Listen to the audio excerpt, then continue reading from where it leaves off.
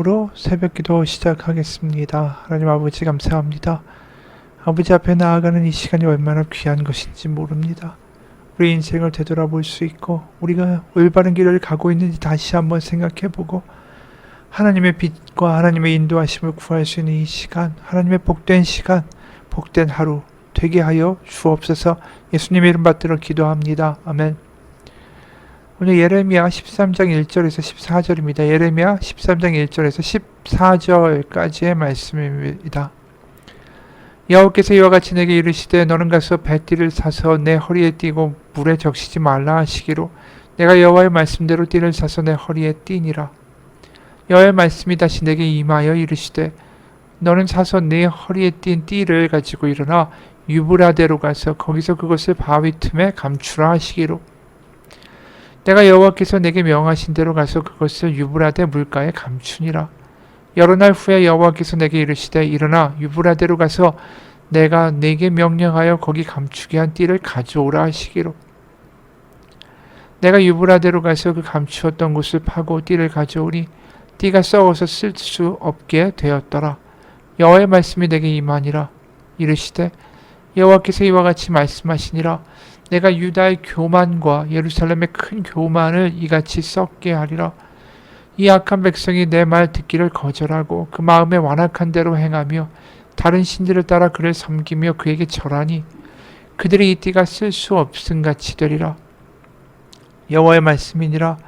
띠가 사람의 허리에 속한 같이 내가 이스라엘 온 집과 유다 온 집으로 내게 속하게 하여 그들로 내 백성이 되게 하며 내 이름과 명예와 영광이 되게 하려 하였으나 그들이 듣지 아니하였느니라. 그러므로 너는 이 말로 그들에게 이르기를 이스라엘의 하나님 여호와의 말씀에 모든 가죽 부대가 포도주로 차리라 하셨다 하라. 그리하면 그들이 내게 이르기를 모든 가죽 부대가 포도주로 찰 줄을 우리가 어찌 알지 못하리요 하리니 너는 다시 그들에게 이르기를 여호와의 말씀에 보라. 내가 이 땅의 모든 주민과 다윗의 왕위에 앉은 왕들과 제사장들과 선지자들과 예루살렘 모든 주민으로 잔뜩 취하게 하고 또 그들로 피차 충돌하여 상하게 하되 부자 사이에도 그러하게 할 것이라. 내가 그들을 불쌍히 여기지 아니하며 사랑하지 아니하며 아끼지 아니하고 멸하리라 하셨다 하라. 여호와의 말씀이니라. 아멘. 예레미야는 말로만 하나님의 심판 그리고 유다의 이 죄악상을 선포하지 않습니다. 직접적인 어떤 행동, 상징적인 행동으로 백성들에게 자신들의 모습을 깨닫게 하고 하나님의 심판을 분명하게 시각적으로 보여주는 것이죠. 그래서 오늘 보여주는 그 직접적인 행동이 이 허리에 띠를 가지고 하는 행동입니다. 하나님은 먼저 배로 만든 띠를 사서 허리에 띠고 이것을 다니면서 물에 적시지 말라고 하시죠. 빨지 말라고 하시는 거예요. 그 다음에 유브라데 강으로 가서 그동안 이렇게 어떻게 보면 더럽게 되기도 하고 때듯하고 어떻게 보면 거뭇거뭇해진 그 배로 만든 띠를 유브라데 강에 물속에 감추다, 바위 속에 감추라고 하시는 거죠. 4절에 너는 사서 네 허리에 띈 띠를 가지고 일어나 유브라데로 가서 거기서 그것을 바위 틈에 감추라. 그래서 그것을 유브라데 물가에 감추었다라고 말합니다. 유브라데 강은 결국 바벨론, 아수르, 메소포타미아 분명히 발원한 곳이죠. 남유다에서 유브라데 강까지 갈 때는 최소한 600km가 넘습니다. 왕복하려면 1200km가 넘는 거죠. 그러니까 어마어마한 길입니다. 그 길이를 갔다 오라고 하시는 건 바로 이 더러워진 이스라엘이, 이 더러워진 이 배로 만든 띠가 한 번도 물에 세탁하지 않은 이 꼬재재하게 때가 묻은 이 띠가 바로 이스라엘이다라는 것을 상징적으로 보여주시는 거고 그게 유브라데 강에 있는 물에 담거라 그렇게 말씀하시는 거예요. 그래서 7절에 내가 유브라데에 가서 그 감추어 어떤 곳을 파고 띠를 가져오니 띠가 썩어서 쓸 수 없게 되었다. 결국 그런 죄악에 물들어 있는 이스라엘, 바로 예루살렘 남유다에게 바로 완전히 돌이킬 수 없는 하나님의 심판의 때가 올 것이다. 그것도 북방의 민족으로 말미암아. 그래서 9절에 여호와께서 이와 같이 말씀하시니라. 내가 유다의 교만과 예루살렘의 큰 교만을 이같이 썩게 하리라. 그러니까 그들이 떨고 있는 아주 자기를 믿고 있는 그 교만이 완전히 북방의 민족에 의해서 썩어 나갈 정도로 꺾여 나간다라는 것이죠. 그러니까 그들의 교만이 뭡니까? 그들이 하나님과 거래만 하잖아요. 그러니까 안식일에는 성전에 가서 제사하지만 다른 날은 또 다른 신을 섬기고 강대국의 힘에 의존하면서 동시에 이런 말 하는 거죠. 여기는 다윗의 후손이 다스리는 땅이야. 여기는 하나님의 은혜의 보좌의 발등상이 있는 곳이야. 망하지 않는다. 자신들이 엉망으로 어떻게 보면 살면서 하나님을 그나마 자신의 주인이 돼서 이렇게 저렇게 부리는 거죠. 하나님한테 바라는 건 다른 거 없어요. 그냥 망하지 않게 해달라. 이거고 자신의 삶은 그거 전혀 상관없이 하나님을 믿는 신앙으로서의 삶은 전혀 상관없이 하나님을 그냥 자신들을 보호해주는 하나의 도구로만 사용하고 있다라는 것이죠. 그게 교만이죠. 하나님이 주가 되시는 게 아니라 주가 되시면 자신들은 말을 들어야 되는 거 아닙니까? 자신의 삶 속에서 그 하나님의 말씀에 따라 살아가야 되는 거 아닙니까? 근데 거꾸로 자신이 주인이 돼서 하나님께 명령하는 거예요. 내가 이렇게 제사드리고 이렇게 하니까 그 대가로 딱 이 성을 지켜주십시오. 그거면 됩니다. 그 이상의 삶에 대해서는 우리에게 관여하지 마십시오. 이런 교만이 결국은 꺾여 나가야만 한다라는 것이죠. 그래서 그들의 교만의 내용이 더 나오는 게 10절이에요. 이 악한 백성이 내 말 듣기를 거절하고, 그쵸? 하나님의 말씀에는 관심이 없어요. 거래에만 관심이 있으니까. 그 마음에 완악한 대로 행하며 다른 신들을 따라 그들을 섬기며 그에게 절하니 그들의 이 띠를 쓸 수가 없음같이 되리라. 하나님도 섬기고 다른 신도 섬기면서 각 신들에게 필요한 것만 다 취해서 가장 좋은 최상의 조합을 만들어내는 거래를 하는 거, 그게 지금 남유다가 하고 있는 짓이다라는 것이죠. 그래서 11절에 여호와의 말씀이니라. 띠가 사람의 허리에 속한 같이 내가 이스라엘 온 집과 유다 온 집으로 내게 속하게 하여 그들과 내 백성이 되게 하며 내 이름과 명예와 영광이 되게 하려 하였으나 그들이 듣지 아니하였느니라. 띠의 역할이 뭡니까? 그 띠를 맨 사람과 계속 동행해야 된다는 거예요. 근데 이 띠가 동행하는 걸 거부하는 거죠. 그래서 하나님의 옷에 띠가 되어 나의 영광 중에 거하며 영광의 백성이라고 부름 받을 수 있는 그 길을 버리고 가버렸다라는 것이죠. 그러니까 하나님을 이용만 하는 이 백성이 결국은 망할 텐데, 자신들이 무슨 죄악을 저지르고 있고 자신들이 어떠한 길을 가고 있고 자신들이 어떻게 살고 있는가를 자기 스스로는 전혀 모른다라는 거예요. 비극적인 일이죠. 하나님이 볼 때는 절벽으로 가고 있는데 자신들은 정말 좋은 길로 잘 가고 있다. 너무나도 지혜롭고 현명하게 이 모든 태세와 이런 환경을 잘 정략적으로 이용하며 가고 있다. 그래서 포도주와 가죽부대라는 말씀이 나오죠. 포도주가 가죽부대에 가득 차는 이야기를 하시면서 13절에 너는 다시 그들에게 이르기를 여호와의 말씀에 보라. 내가 이 땅의 모든 주민과 다윗의 왕위에 앉은 왕들과 제사장들과 선지자들과 예루살렘의 모든 주민으로 잔뜩 취하게 하고 또 그들로 피차 충돌하여 상하게 하되 부자 사이에도 그러하게 할 것이다. 결국 잔뜩 취해서 이 분별을 아예 못한다는 상황까지 결국은 지금 이르고 있다라는 거죠. 이들이 자신들이 어떻게 살고 있는지, 뭐가 문제인지 아무것도 모른다라는 거예요. 우리가 이 대목을 보면서 신약에서 떠올려지는 그러한 말씀이 있는 거죠.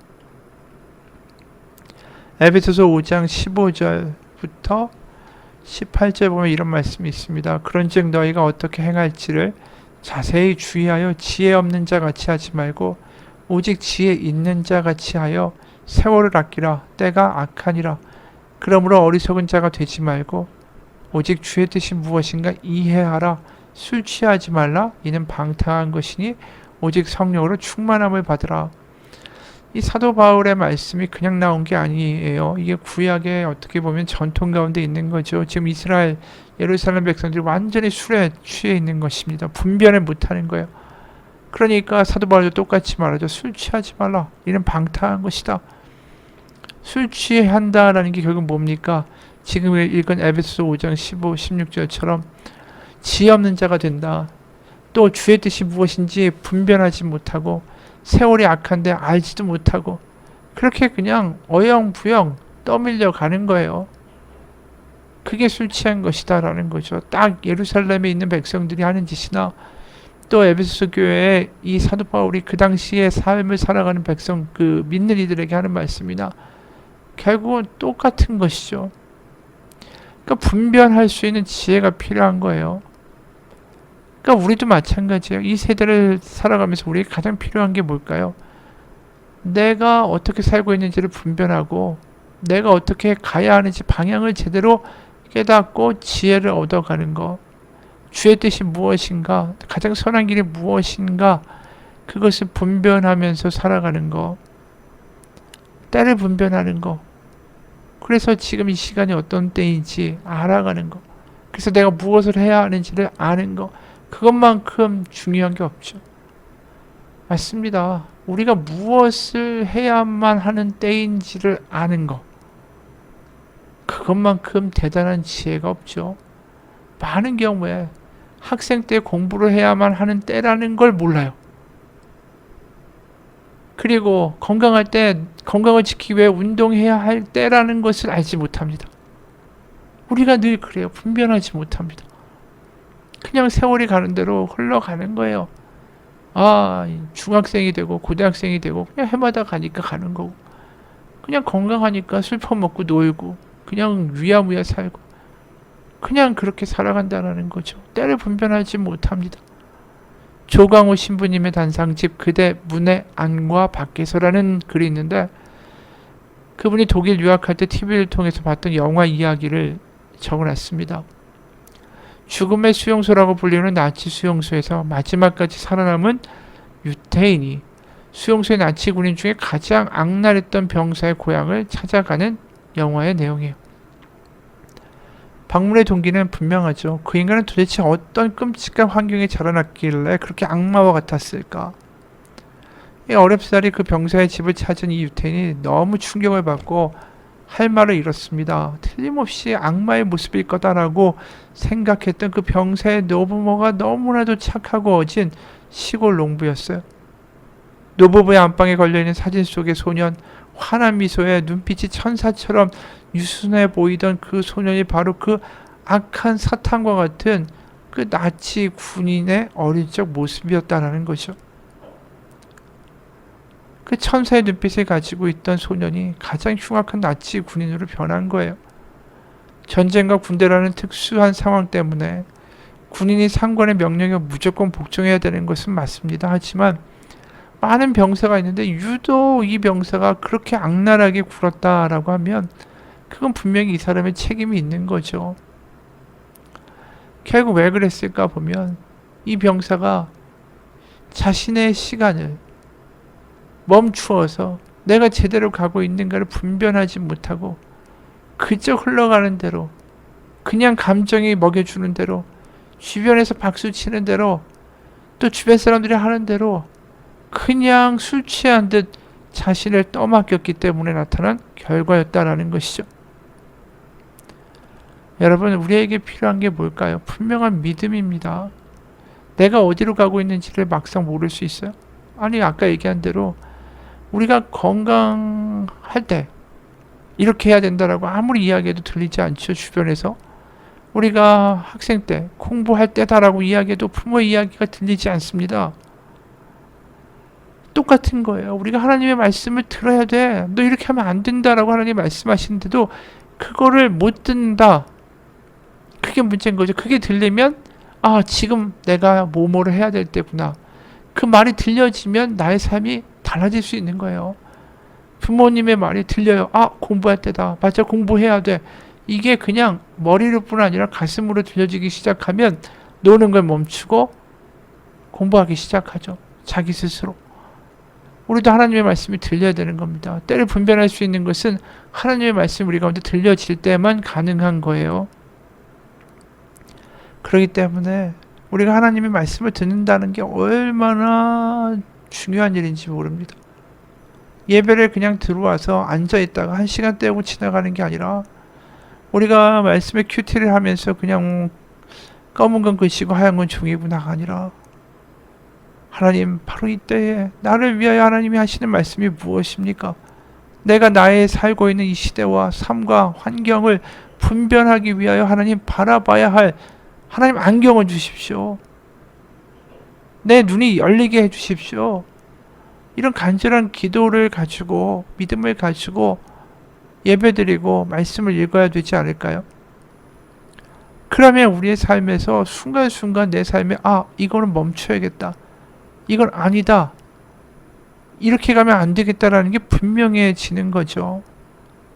술 취한 사람들의 가장 큰 특징이 뭔지 아십니까? 멈춰야 될 줄을 모르는 거예요. 먹다 보면 한 잔이 두 잔 되고 두 잔이 세 잔 되고 그러다 보면 술이 술을 먹죠. 더 이상 내가 먹는 게 아닙니다. 멈춰야 될 때를 제대로 아는 거, 하나님의 말씀이 들려질 때만 가능한 거죠.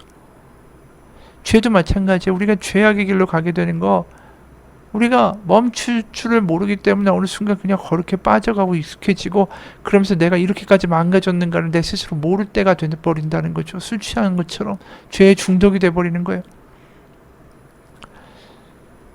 어느 목사님이 집회 때 죄가 얼마나 무거운가 이런 이야기를 하니까 어느 청년이 와서 물었어요. 목사님, 죄의 무게가 얼마나 됩니까? 전 죄의 무게를 전혀 느낄 수가 없습니다. 죄의 무게가 50kg입니까? 아니면 100kg쯤 됩니까? 이때 목사님이 청년에게 이렇게 되물었어요. 여보게 청년, 죽어있는 송장 위에다가 시체 위에 100kg의 짐을 얹어보게. 그 시체가 무게를 느낄 수 있겠는가?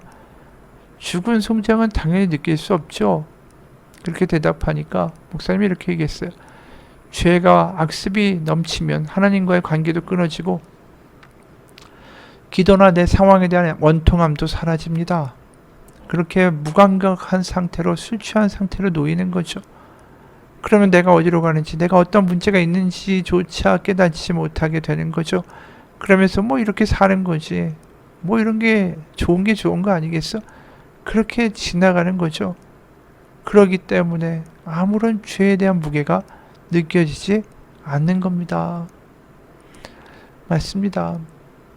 전에도 이야기 여러 번 했는데, 우리가 흰옷을 입으면 흰옷에 잉크가 아주 조금 묻어도 눈에 확 띕니다.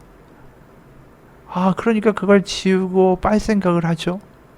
근데 까만 옷에 까만 잉크가 완전히 한 사발이 쏟아져도 그 까만 옷에는 티 하나 나지 않습니다. 이게 뭘 얘기할까요? 우리가 하나님 가운데 깨어 있다면 조그마한 문제라도 금방 알아채요.